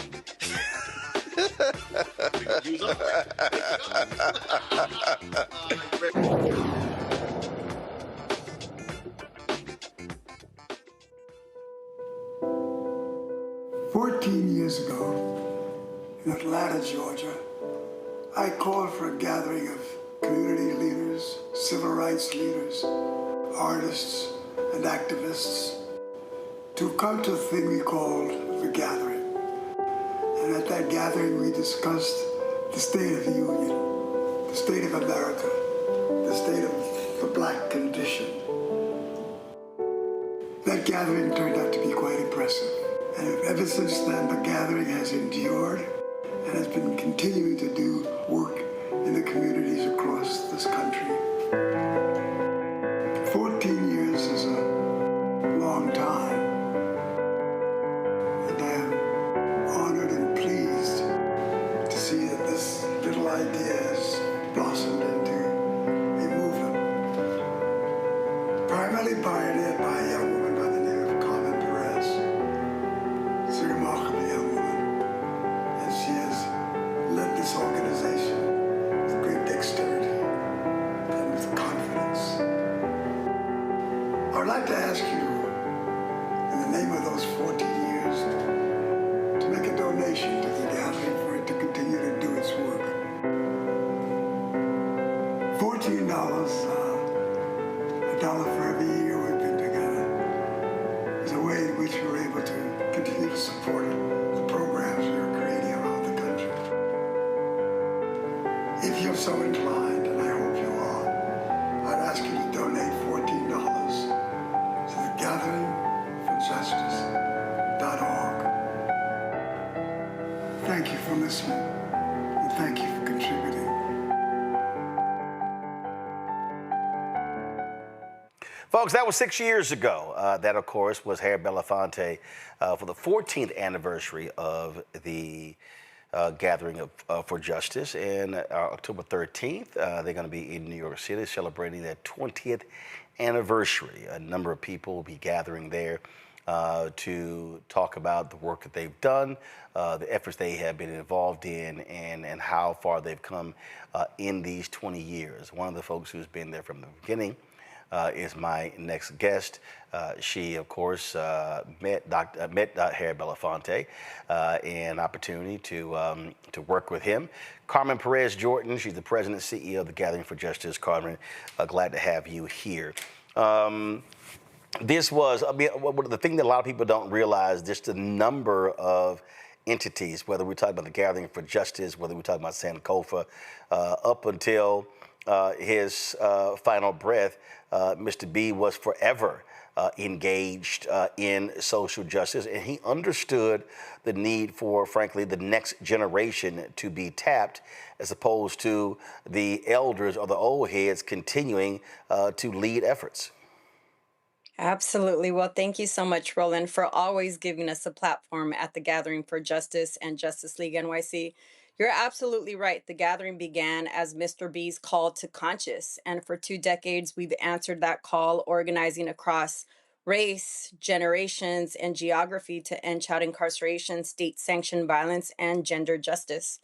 This milestone for us is really a reflection on what justice looks like in America today and how we continue to build the world that our children deserve. And so 20 years, I can't believe it. Definitely a milestone, but there's so much work to do still. And so I hope that folks are able to join us. We've trained thousands of young people in Kingian nonviolence and organizing, really continuing not just the legacy of Harry Belafonte, but also Dr. Martin Luther King Jr. We've built movements like the Women's March, Free Meek Mill, Moms for Melissa, I Am Meg, and changed laws and created spaces for healing as well as transformation.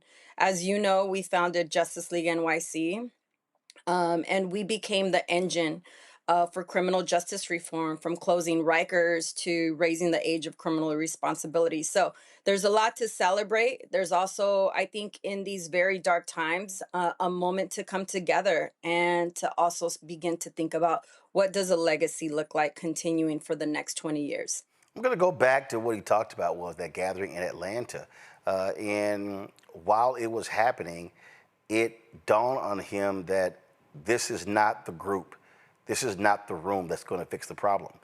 In his documentary, he talked about that. It dawned on him that, frankly, it was too many older folks who were talking about what needed to happen, and he said, no, I need to be connecting with the younger generation.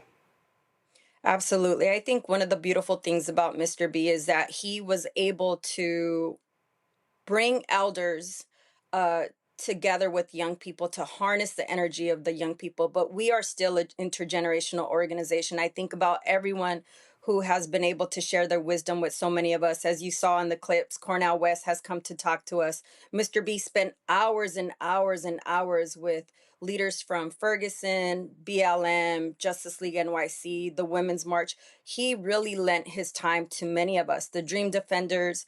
And so I think Mr. B had a very different vision for the world where he was able to access the wisdom of the elders to harness the energy of the youth and really drive something forward. And you're right, that day he was like, look, all these folks have their own platforms, they're engaged in their own organizations. What does it look like to really bring the next generation? And I believe it was a October convening where I was brought by my mentor Nane Alejandres from Barrios Unidos, and ever since then I've been dedicated to this work and the Gathering for Justice. For folks who don't know, what exactly does the Gathering for Justice do? So we train young people in organizing, Kingian nonviolence. We have what's called the Youth Organizers United. We also build movements. We are kind of like a movement incubator. It's where, you know, young people, we have our rapid response, which is Justice League. Those who are feeling very disengaged, feeling disempowered, they're able to come and really, you know, be part of something larger than themselves, as well as we change policies. Right now we're working to close down Rikers. We have policies in New York that we're fighting, and NQA. There's so many things that we do, from policy to organizing to stopping police violence, to stopping child incarceration. We work on various issues, as well as we work on a gender lens. As many people know, the 2017 Women's March was brought into the Gathering for Justice, where we were able to really create entry points for women to get involved. And it was the largest single day protest in the history of the world. When you look at what's happening right now, obviously there's a lot of people who frankly are fearful of going to the streets. They're fearful of being attacked by Donald Trump and his federal thugs as well.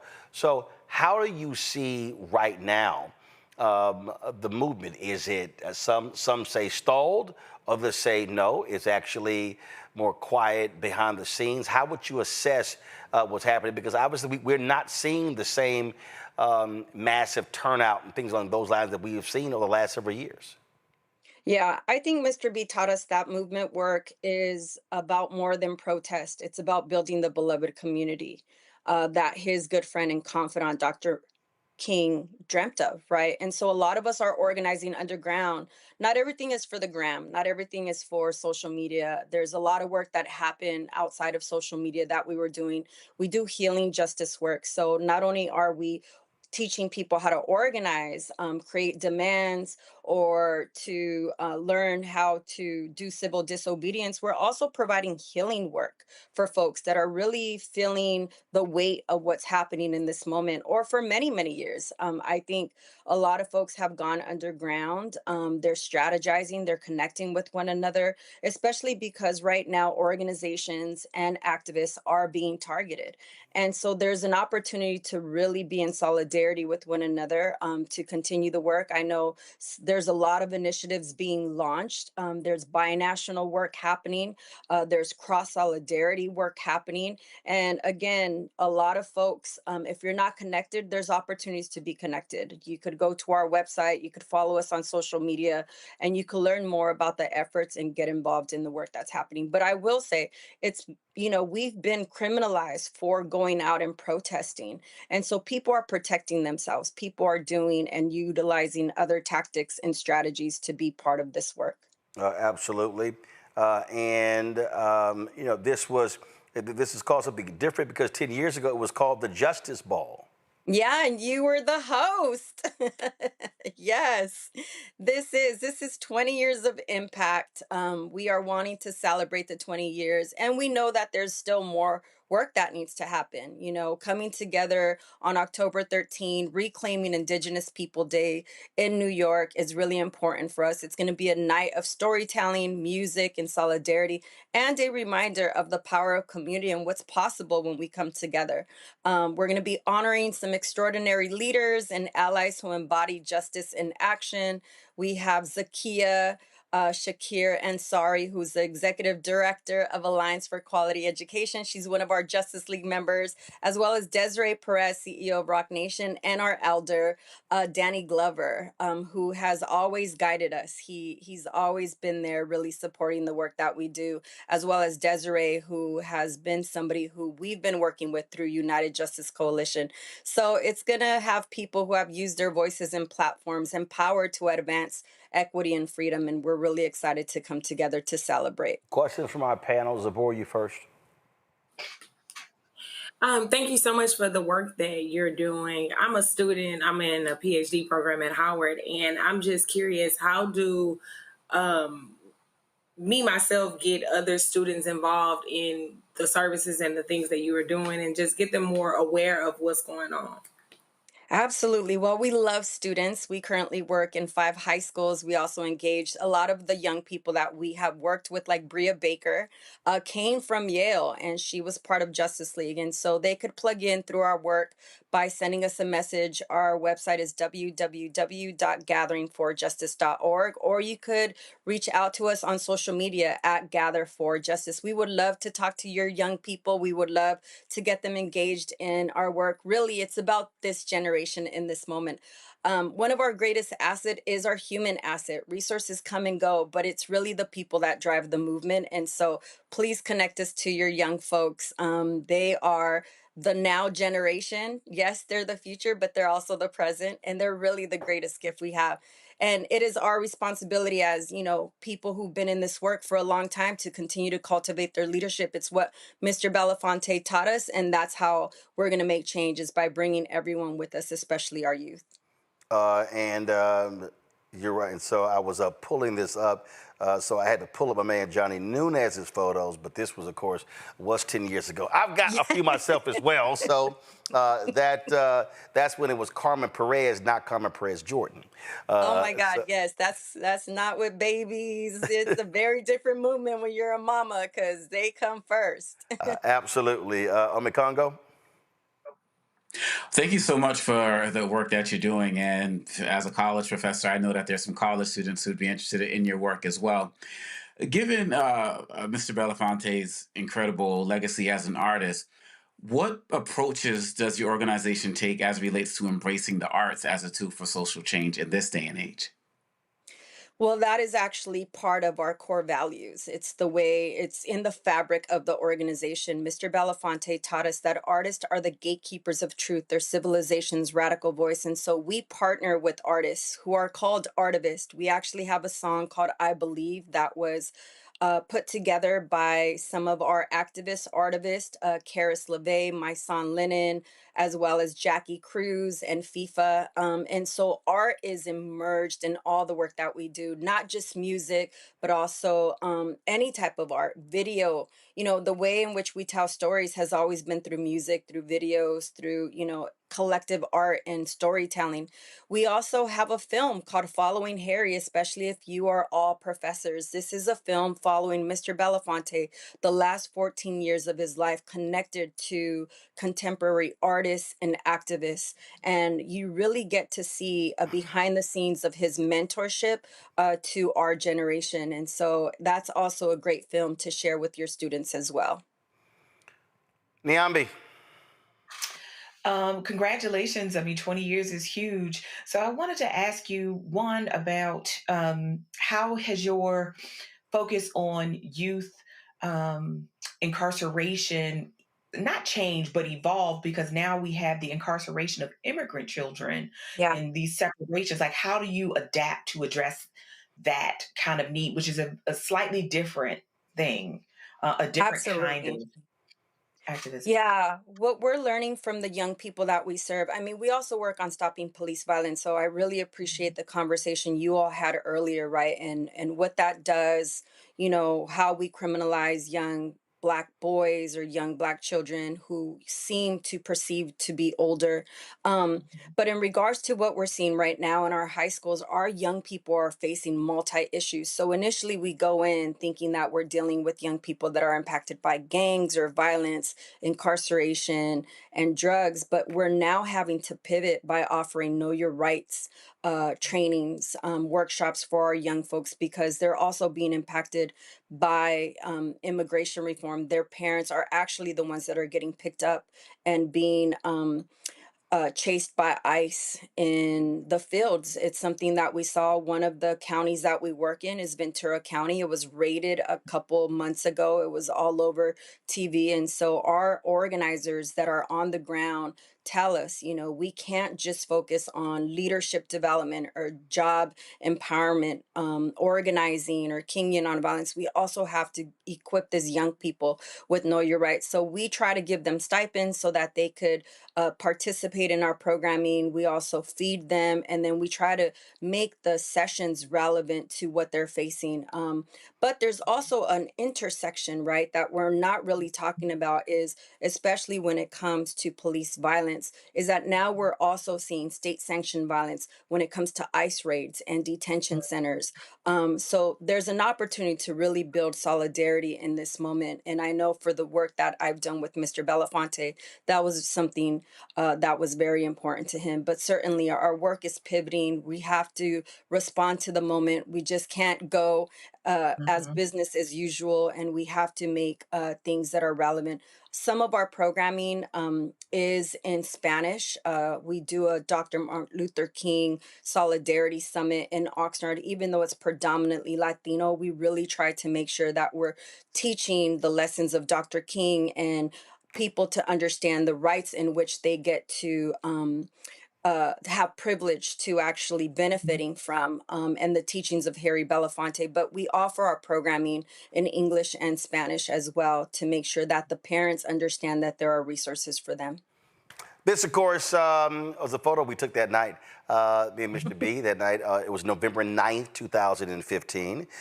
Yes, I always have my archives going. And in fact, so this, folks, who you see the show when we normally in our living room area, so that portrait you see right there, that actually was auctioned that night. I should have bought it that night. It probably would have cost me a lot less money than what I did. But that was a piece that was being auctioned that night.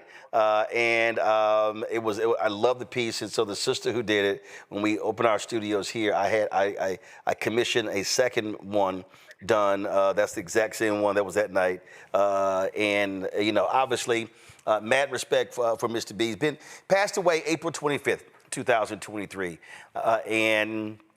It has certainly been, of course, we had celebration of life a year later on his birthday at Riverside Church. But obviously, Carmen, someone who was such a towering figure, it still must be difficult having him not physically with us. Yeah. I saw the video that you shared and I got a little emotional. I think in these moments I pray for him to speak to me, and then I'll start reading his book, and there you have it, all the answers that you prayed for in his book. But there's a lot of moments where I miss him. I was in the office with him almost every day. Friday nights were probably my favorite, where he would put on his music, his sounds of Africa, and I would play my hip hop and we'd exchange. He'd give me some rum that kind of burns my my esophagus, burned my chest, but we would talk, and I just loved being in the office with him. I learned so much. If you asked him a question, he took 3 hours to answer it because he gave you a historical analysis. He wanted you to really know how we got to the moment. I think right now a lot of people need his wisdom, and that's why I really encourage people to watch the film Following Harry. Follow our work as well at the Gathering for Justice and get involved. There's a lane for everyone. He would always say, whatever gift you have, bring that to the movement. And there is definitely room for all of us during these times. And I feel like we want everyone to be part of this moment and to attend the gala, especially because, we are in dark times and we need each other more than ever. Where can Following Harry be watched? So if you reach out to me again through the gathering for justice.org email or website, you can we could respond to you and support you in actually finding the film. We are collaborating with universities to offer the film. And so again, reach out to us at the gathering and we'd be more than happy to connect you to the filmmaker, Suzanne Rostock, as well as Frankie, who is one of the lead producers, Frankie Nassau. The Gathering for Justice is working with the Following Harry team to make sure that this film gets out to the world, especially because the answers are there. He was speaking directly to us, even though it was 14 years ago, 7 years ago when they were filming. He is talking about what we are currently facing in this moment. Absolutely. And so I saw it. I forgot where I saw it, but I want to actually see it again. So Yeah, I'm going to send you a message, Roland. all right, let's do that. We're going to close it out. This was actually something put together for his birthday. So, folks, go to my iPad, y'all. Check this out. We've been fighting for a long time, and the battle ain't won. We've been fighting for a long time, and the battle ain't won. I believe we will. I believe that we will win. I believe we will. I believe. Me too. I believe that we It's my song. It started with a vision to keep the kids out of prison, so he convened the youth and then they begin on the mission to find the agenda and change the current conditions in the spirit of King. So we moving in that tradition. The movement is of conviction, righteousness and truth.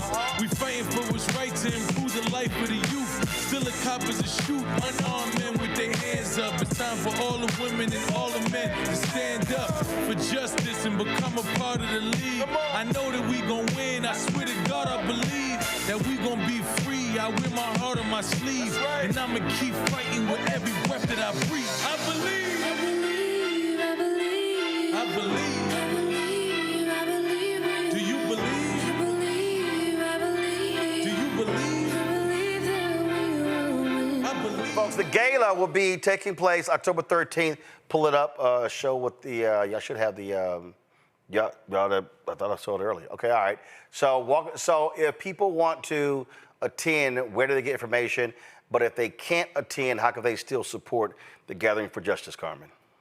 Absolutely. It's going to be on Monday, October 13. We're gathering in New York City at St. Paul and St. Andrew United Methodist Church on 86th Street. And if you want to get a ticket, it's going to be www.gatheringforjustice.org, or you could support us. You could sponsor somebody to attend on your behalf, or you could make a donation. I mean, at this moment, like I said, it's really going to take all of us.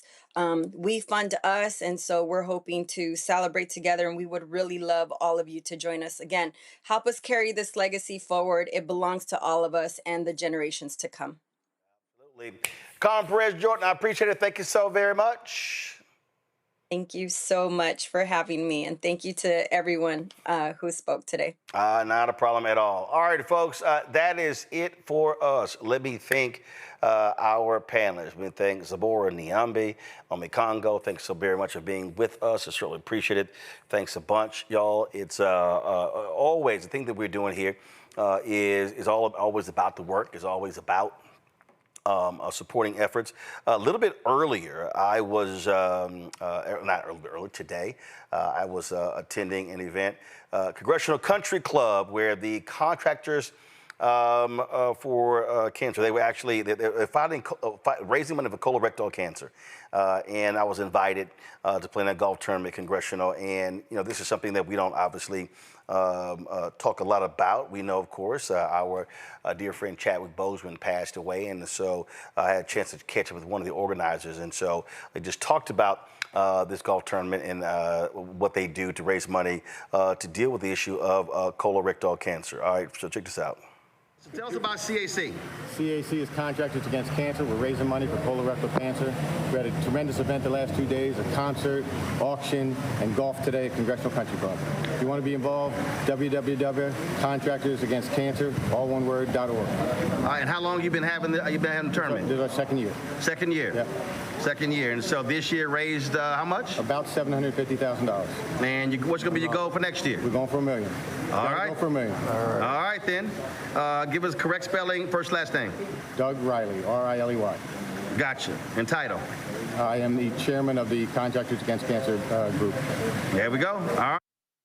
Doug is a man of many words. But again, they raised $750,000. It was great to see so many people out there, folks I know. And again, these efforts, and we talk about this all the time. Last week, Alex English had his golf tournament, Nancy Lieberman Klein, Warwick Dunn, so many different people. And there's so many different organizations and charities that are benefiting from this. And so this was a huge one, again, for the second year to raise $750,000. And don't forget, if you are a brother or get a sister, get your colonoscopy. Please get it done. Did have mine done earlier this year. Get your colonoscopy done, please. Do not put it off. I don't care if you are a woman as well. We often talk about men not getting colonoscopies, but women also get colonoscopies as well. So those things are important. All right, y'all, that's it for us. Don't forget to support the work that we do. If you want to, our goal is raised $1 million by 20,000, and our goal, very simple, 20,000 folks contribute $50 each. Listen, we can do that, and the things that we're doing right now, y'all, it's amazing stuff. We've got a lot of things coming up over the next 3 weeks. We're going to be traveling around Virginia, getting ready for the elections in November. So we're going to be, I just locked it down. We're going to be at Virginia State next week. Next Thursday, October 16th. Then the following week, we're going to be in several different cities in Virginia.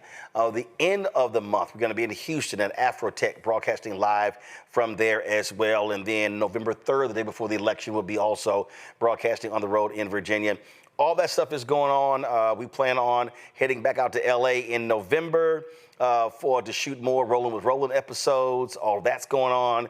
We're launching the daily news show, another daily show. We're launching a weekly show. We're completely redeveloping BlackStarNetwork.com to be a news portal. So all those things are happening, but the reality is also it takes dollars. And so your support is critical. And so if you want to contribute to us, please do so. If you want to give via Cash App, use the Stripe QR code. You can also use this QR code for credit cards. So you see it right here, bottom left-hand corner. PayPal is R Martin Unfiltered. Venmo is RM Unfiltered. Zelle, Roland at RolandSMartin.com. Roland at RolandMartinUnfiltered.com.